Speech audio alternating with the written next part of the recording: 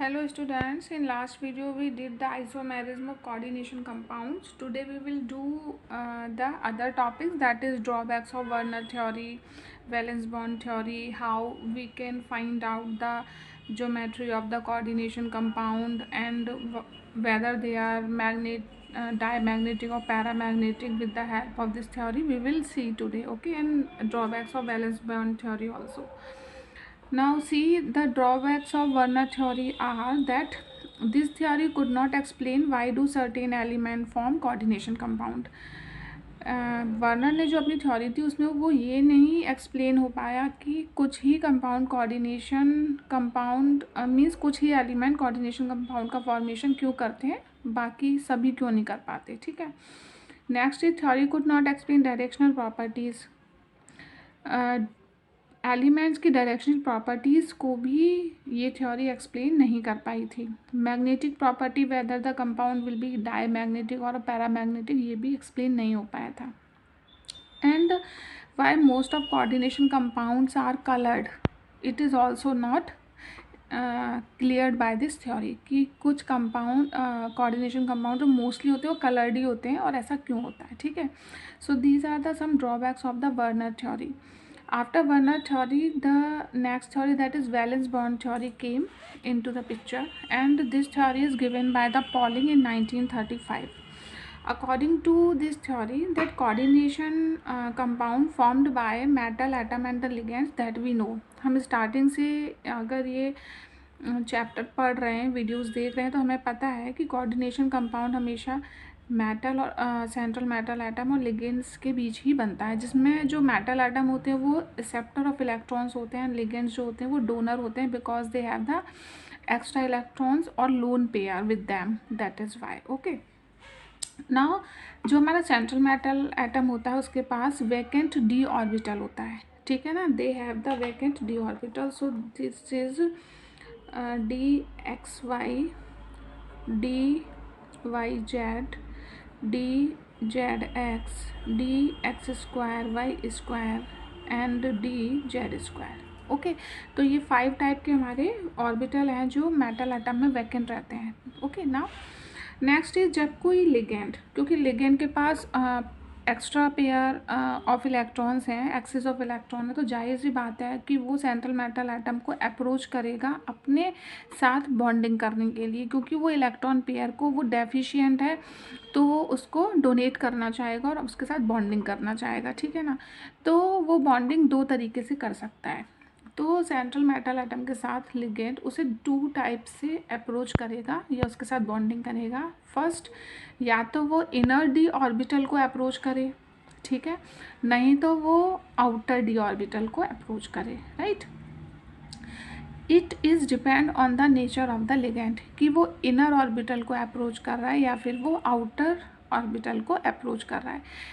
Week और strong 2 तरीके के लिगेंड्स होंगे और अपने नेचर के अकॉर्डिंग ही वो इनर और आउटर ऑर्बिटल्स को क्या करेंगे, अप्रोच करेंगे. किसके लिए? हाइब्रिडाइजेशन के लिए. राइट. और फिर वो उसमें इलेक्ट्रॉन पेयर जो होगा वो लिगेंड के थ्रू उसमें डोनेट किया जाएगा. ठीक है ना. तो ये हमने यही पॉइंट्स इसमें लिखा है, आप इसको पॉज करके इसको कॉपी कर लीजिएगा. ठीक है. नेक्स्ट हम देखते हैं. देखो, जब हाइब्रिडाइजेशन होगा then within between the ligand and the central metal atom, तो हाइब्रिडाइजेशन के हमने कुछ टाइप्स लिखे हैं, उसके अकॉर्डिंग उसकी शेप होगी, क्योंकि हमें VPT theory, valence bond theory के अकॉर्डिंग हमको शेप भी बतानी पड़ती है कभी कभी कोऑर्डिनेशन कंपाउंड की, उनकी शेप क्या होगी, तो वो हम हाइब्रिडाइजेशन के अकॉर्डिंग ही बता सकते हैं. तो उसके लिए देखिए, अगर उसमें एक एस और 3p ऑर्बिटल हाइब्रिडाइज हुए हैं देन क्या होगा, वो टेट्राहेड्रल शेप होगा. और अगर DsP2 हुआ है तो वो स्क्वायर प्लेनर होगा. अगर sp3d 5 ऑर्बिटल इन्वॉल्व हैं, ट्राइगोनल बाईपिरामिडल होगा. sp3d2 6 हैं टोटल, ऑक्टाहेड्रल, और इधर भी 6 हैं तो वो ऑक्टाहेड्रल होगा. ठीक है ना. अब देखिए यहाँ पर एक चीज़ बताने को रह गई कि ये जो हमारे डी ऑर्बिटल होते हैं ना, वैकेंट डी ऑर्बिटल, ये डी जनरेटेड होते हैं, डी जनरेटेड. ठीक है। डीजनरेटेड का मतलब होता है कि इन सभी ऑर्बिटल्स की जो एनर्जी होती है वो सेम होती है, सेम एनर्जी कंटेन करते हैं सारे ऑर्बिटल। जैसे कोई लिगेंड इनको आकर अप्रोच करता है, इनकी डीजनरेसी ब्रेक हो जाती है, ठीक है। लिगेंड के अटैक करते ही इनकी डीजनरेसी क्या हो जाती है, ब्रेक हो जाती है, इनके एनर्जी लेवल में क्या हो जाता है, डिफरेंस आना शुरू हो जाता है, ठीक है। तो लिगेंड कैसे अप्रोच करेगा ये हम अभी देख चुके हैं कि वो या तो इनर डी ऑर्बिटल से अप्रोच करेगा या फिर वो आउटर डी ऑर्बिटल से अप्रोच करेगा। तो इनर डी ऑर्बिटल होगा n-1 डी NS-NP, ठीक है। अगर ये 4s 4p है तो ये हमारा क्या होगा, 3d चलेगा यहाँ पर, और आउटर डी है तो 4s 4p और 4d चलेगा, ठीक है ना। चलिए अब देखिए, वैलेंस बॉन्ड थ्योरी के अकॉर्डिंग अगर हमसे कोई कंपाउंड देकर, कोऑर्डिनेशन कंपाउंड देकर क्वेश्चन पूछा जाता है, अभी हम NCERT के 2 एग्जाम्पल लेकर इसको सॉल्व करेंगे। तो अगर ये पूछा जाता है कि हमें उस कंपाउंड का शेप बताइए, उसका नेचर बताइए कि वो डाईमैग्नेटिक है या फिर पैरामैग्नेटिक है, ठीक है ना, तो और उसकी स्टेबिलिटी बताइए, अगर ऐसा कुछ पूछा जाता है तो हम उसमें वैलेंस बॉन्ड थ्योरी को अप्लाई करते हैं। कैसे करना है वो हम देख लेते हैं, ठीक है ना। देखिए, सबसे पहले वैलेंस बॉन्ड थ्योरी में इसके थ्रू अगर हमें किसी कोऑर्डिनेशन कंपाउंड के क्वेश्चन को सॉल्व करना है तो हमें सबसे पहले तो सेंट्रल मेटल एटम का ऑक्सीडेशन नंबर पता होना चाहिए, that we know how to calculate the coordination number. In class 11th we also learned, और हम जो कर रहे हैं तो उसमें भी हमको पता चला है इस चैप्टर में भी, ठीक है। अब देखिए, दूसरा हमें क्या करना है, ऑक्सीडेशन नंबर निकालने के बाद हमको टाइप ऑफ लिगेंड पता करना है कि वो लिगेंड जो है हमारा स्ट्रॉन्ग है या फिर वीक नेचर का है। देखिए, अगर वो वीक है लिगेंड हमारा तो वो इलेक्ट्रॉन की पेयरिंग नहीं कर पाएगा, और इलेक्ट्रॉन की पेयरिंग नहीं करेगा तो वो पैरामैग्नेटिक नेचर का होगा। अगर लिगेंड हमारा स्ट्रॉन्ग है तो वो पेयर अप कर सकता है इलेक्ट्रॉन्स को, फिर वो डायमैग्नेटिक होगा, ठीक है। तो वीक लिगेंड जो है वो हमारा फ्लोरीन और क्लोरीन हो सकते हैं, जो लिगेंड की तरह सेंट्रल मेटल एटम के साथ हमें कोऑर्डिनेशन कंपाउंड में अटैच्ड मिलेंगे। तो फ्लोरीन और क्लोरीन में से अगर कोई लिगेंड अटैच्ड है मीन्स वो वीक है और वहाँ पर पेयरिंग ऑफ इलेक्ट्रॉन नहीं होने वाली और पैरामैग्नेटिक बिहेवियर वो शो करेगा। अगर वो स्ट्रॉन्ग लिगेंड है तो वो अमोनिया और साइनाइड, ये दोनों ही स्ट्रॉन्ग लिगेंड है, तो वो पेयरिंग कर भी पाएगा और वो डायमैग्नेटिक बिहेवियर को क्या करेगा, शो करेगा, ठीक है। अब देखिए, हमने we just took an example that is cobalt means hexaammine cobalt, ठीक है। तो हमने ये एग्जाम्पल लिया है, न्यूट्रल कंपाउंड है, इसमें अगर हम ऑक्सीडेशन स्टेट निकालें कोबाल्ट की, तो अगर ये तो न्यूट्रल है तो ज़ीरो हो जाएगा, ठीक है ना, और अगर इसके ऑक्सीडेशन स्टेट निकालें तो इसका क्या निकल आएगा, +3 निकल कर आएगा, ठीक है ना। तो यहाँ पर so we have to solve this question according to valence bond theory, ठीक है। तो यहाँ कोबाल्ट जो है वो +3 ऑक्सीडेशन स्टेट पर है, ठीक है, ऑक्सीडेशन स्टेट। इसका जो एटॉमिक नंबर 27, अगर इसका कॉन्फ़िगरेशन करें तो argon 18, then after 4d7 and 3d7 4s2, और उसके बाद जो हमारा 4p ऑर्बिटल वैकेंट रहेगा और 4d ऑर्बिटल भी यहाँ पर वैकेंट रहेगा। ये ऑर्बिटल प्रेजेंट हैं but these are vacant here, ठीक है। तो 3d7 4s2 ये।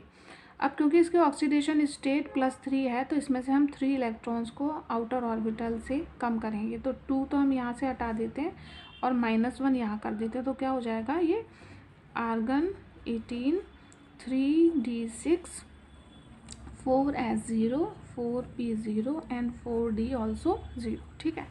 अब अगर हम इसका स्ट्रक्चर या हाइब्रिडाइजेशन शो करना चाहें तो कैसे करेंगे, हमारे पास d ऑर्बिटल होते हैं 5, तो 1 2 3 4 5, ठीक है। ये हमारा 3d6, और अब देखिए लिगेंड पहचान लीजिए पहले कि ये हम स्ट्रॉन्ग लिगेंड के लिए कर रहे हैं, तो यहाँ पेयरिंग ऑफ इलेक्ट्रॉन होगा, ठीक है।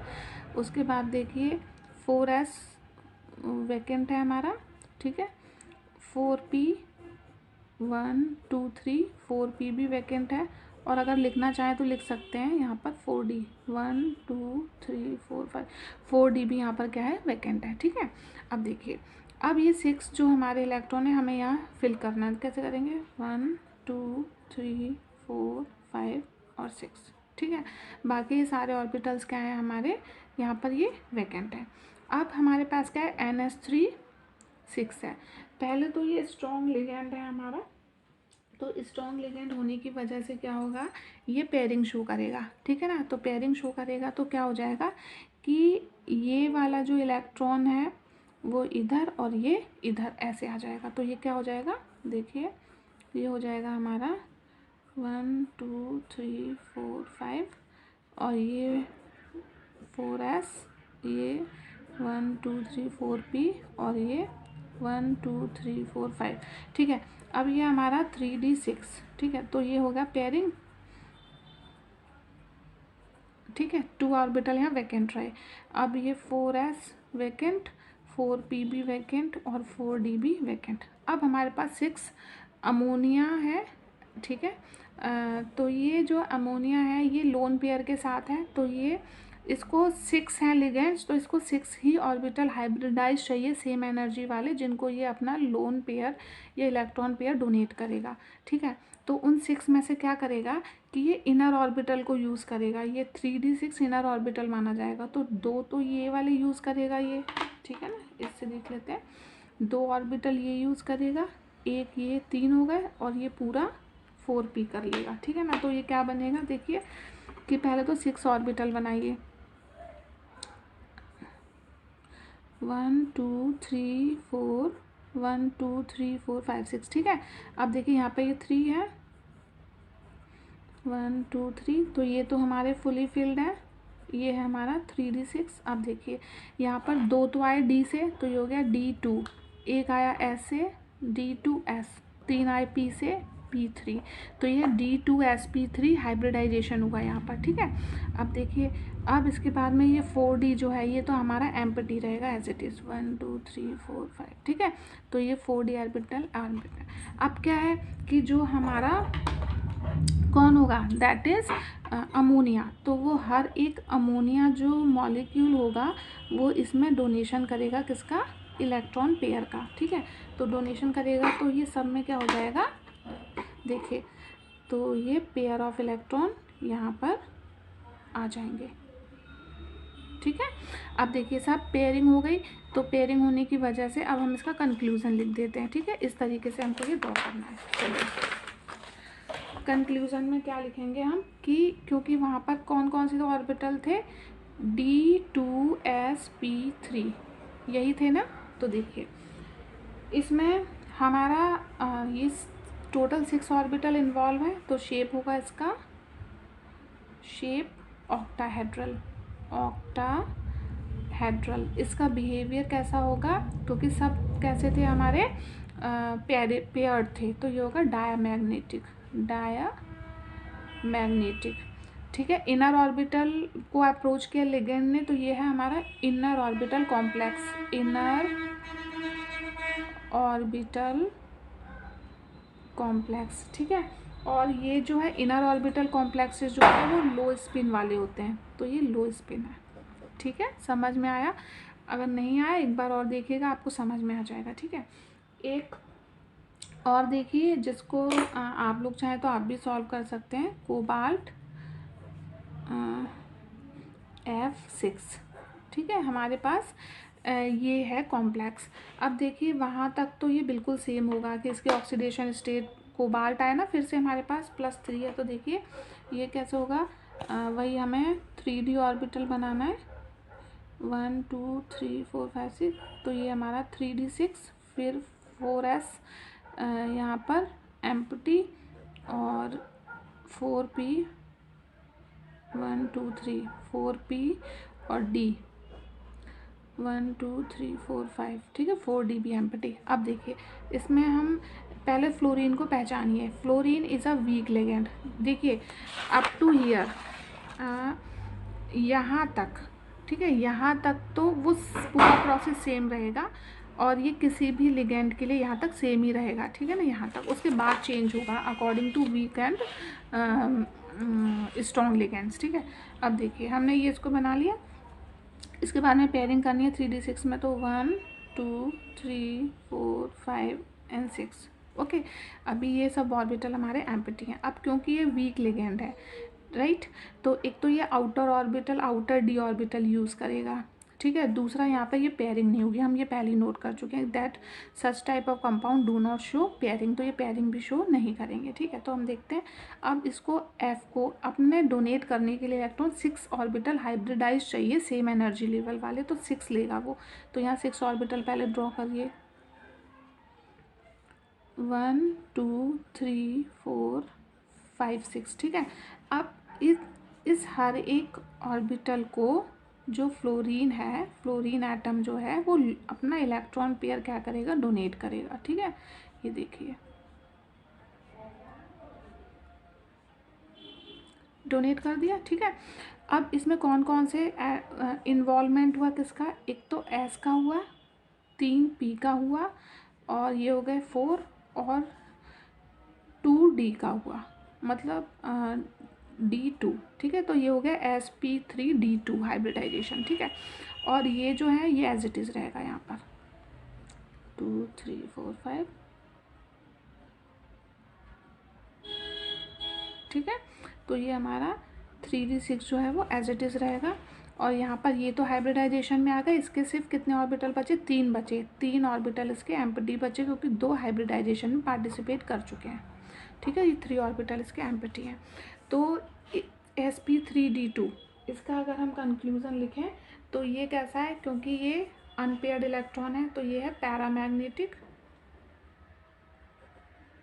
ठीक है, पैरामैग्नेटिक बिहेवियर शो करेगा। और इसका outer orbital, outer D orbital use हुआ है हाइब्रिडाइजेशन में, तो ये है outer orbital complex, outer orbital complex, ठीक है। और ये हाई स्पिन माना जाएगा क्योंकि ये आउटर ऑर्बिटल इसने यूज़ किया है, ठीक है। और ये वीक लिगेंड है। तो ये है हमारा इसका कंक्लूजन, ठीक है। I hope you understand this, और दोबारा एक बार और वीडियो देखिए ये वाला पार्ट तो आपको अच्छे से समझ में आ जाएगा, ठीक है। अब हम देखते हैं drawback of valence bond theory.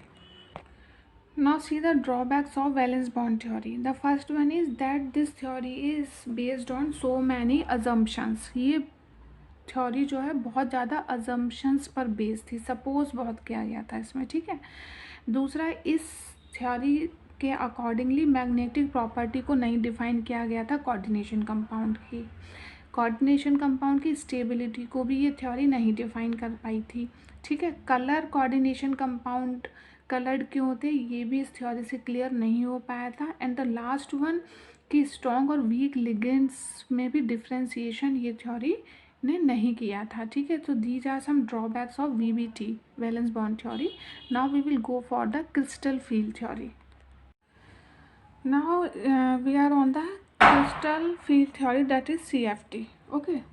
So according to this theory, it is assumed that the central metal atom and the ligands are the point charges. ठीक है। इस थ्योरी के अकॉर्डिंग मेटल एटम और लिगेंड जो है हमारा वो पॉइंट चार्जेस की तरह काम करता है। Positive charge means deficiency of electrons, negative charge means excess of electrons, ठीक है। तो लिगेंड नेगेटिवली चार्ज और मेटल एटम जो है पॉजिटिवली चार्ज, अपोजिटली चार्ज होने की वजह से एक दूसरे को क्या करते हैं, अट्रैक्ट करते हैं, ठीक है ना, एक दूसरे को अट्रैक्ट करते हैं क्योंकि ये अपोजिटली चार्ज है। तो क्रिस्टल फील्ड थ्योरी में कोवैलेंट बॉन्डिंग ना मानते हुए मेटल एटम और लिगेंड को पॉइंट चार्ज स्पीशी माना, जिसमें ये कहा गया कि ये दोनों अपोजिटली चार्ज स्पीशी हैं, एक दूसरे को अट्रैक्ट करती हैं, ठीक है। दूसरा, जब लिगेंड अप्रोच करता है सेंट्रल मेटल एटम को तो मेटल एटम के चारों तरफ भी इलेक्ट्रॉन होते हैं, लिगेंड के चारों तरफ भी इलेक्ट्रॉन होते हैं, तो वो इलेक्ट्रॉन पे सेम चार्ज होने की वजह से वो एक दूसरे को रिपेल करना शुरू कर देते हैं, ठीक है ना।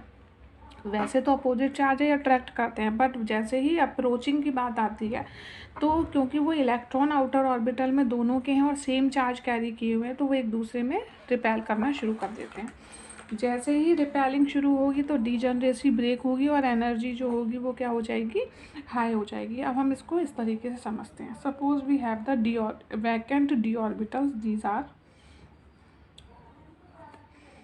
1 2 3 4 5। ठीक है, नेम लिख देते हैं इसके, dxy, dyz,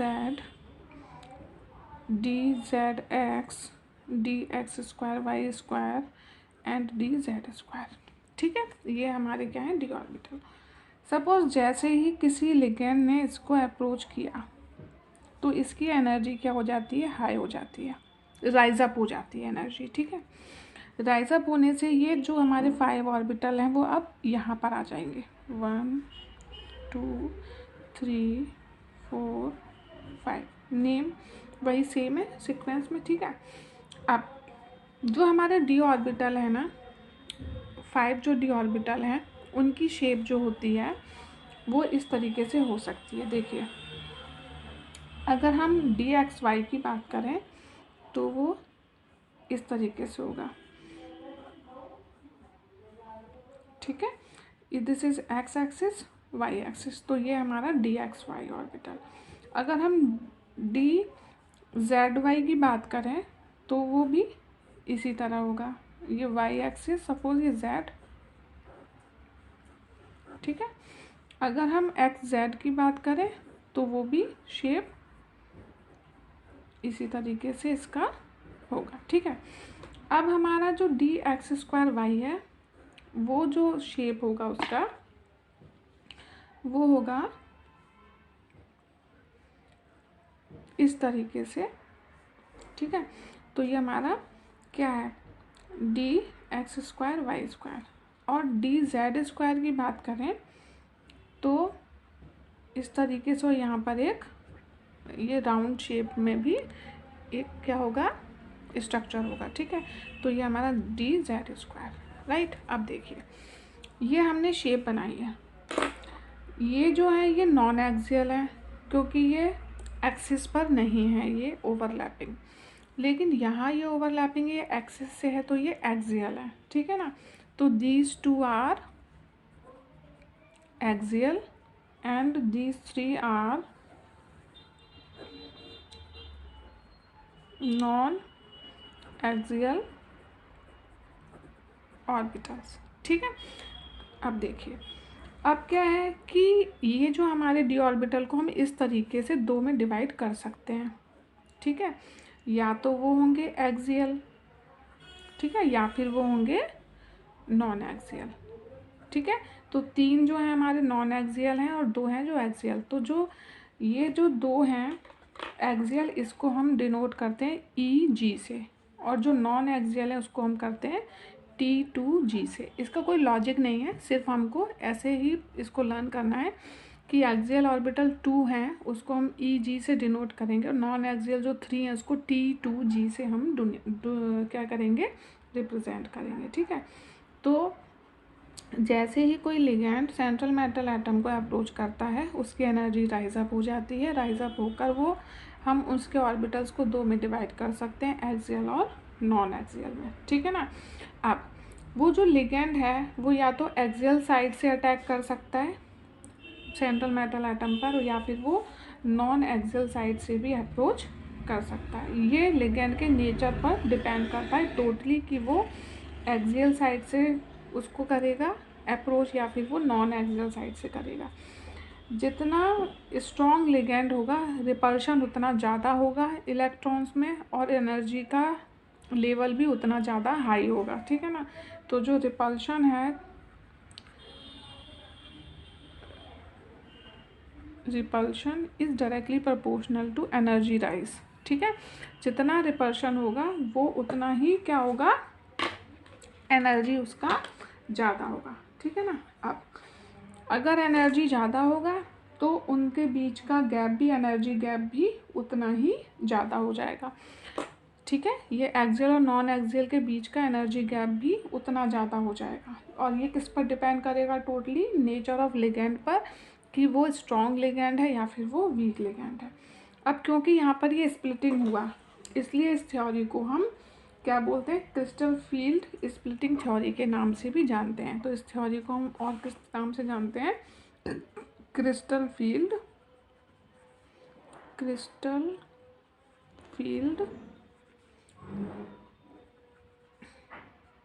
स्प्लिटिंग थ्योरी, ठीक है, इस नाम से भी जानते हैं। चलिए अब एक एग्जाम्पल लेकर समझते हैं इसको। सपोज हमारे पास ऑक्टाहेड्रल कॉम्प्लेक्स है, ठीक है, ऑक्टाहेड्रल कॉम्प्लेक्स, ठीक।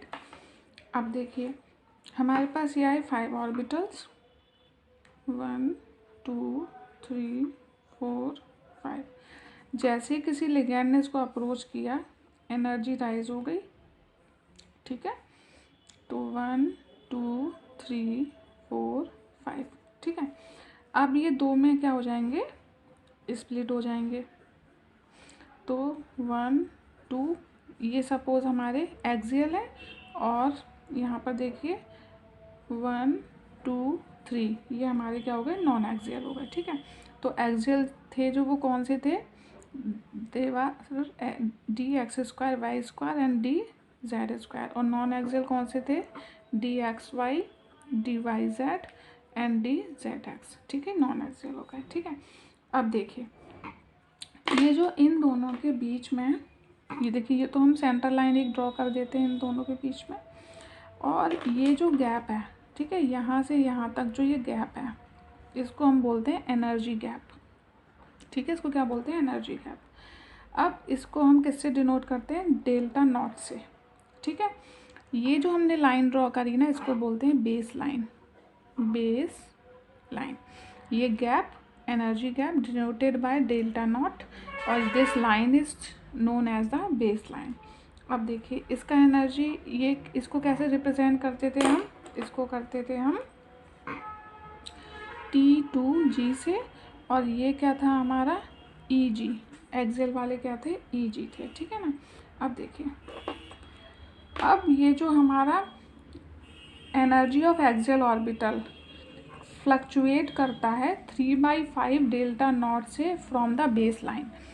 एक्सियल ऑर्बिटल की जो एनर्जी है वो कितना फ्लक्चुएट करती है, वो फ्लक्चुएट करती है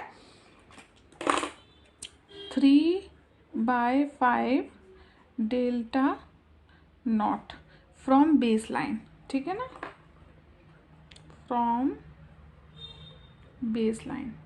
तो बेस लाइन से जो हमारे एक्सियल ऑर्बिटल का जो एनर्जी फ्लक्चुएशन होता है वो 3/5 डेल्टा नॉट होता है, और इसी बेस लाइन से जो नॉन एक्सियल का हमारा क्या है एनर्जी फ्लक्चुएशन होता है, वो होता है 2/5 डेल्टा नॉट, ओके। तो ये हमारा एनर्जी फ्लक्चुएशन हुआ। तो यहाँ पर जो है हमारा एनर्जी ऑफ, क्यों EG जो है हमारा एक्सियल ऑर्बिटल ऊपर है, ये वाले नीचे हैं, पता देखने से ही चल रहा है कि इसकी एनर्जी हाई और इसकी लो होगी।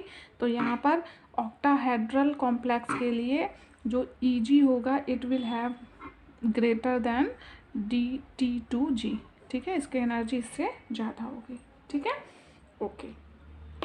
अब देखिए ये हमने इसको एक एग्जाम्पल से समझा।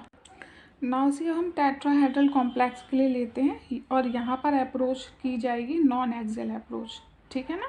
यहाँ पर कैसी की जाएगी, नॉन एक्सियल अप्रोच। चलिए इसको देख लेते हैं। वही सेम डायग्राम ड्रॉ करना है। 1 2 3 4 5 लिगैंड ने अप्रोच किया, एनर्जी राइज हुई 1 2 3 4 5, और ये दो में डिवाइड हो गया। और अब कौन सी अप्रोच है, नॉन एक्सियल, तो ये ऊपर आएंगे 1 2 3, जिस ऑर्बिटल्स को अप्रोच किया जाएगा उन्हीं की एनर्जी राइज अप होगी, ठीक है। तो ये हमारे ऊपर आएंगे इस बार, और ये दो ऑर्बिटल कहाँ जाएंगे, नीचे जाएंगे, ठीक है। तो ये जो है हमारे कैसे हैं, नॉन एक्सियल, ठीक है, और ये कैसे हैं, एक्सियल। अब देखिए अब इसका क्या है एनर्जी, T2G से रिप्रेजेंट कर रहे हैं इसको हम, और इसको कर रहे हैं हम EG से।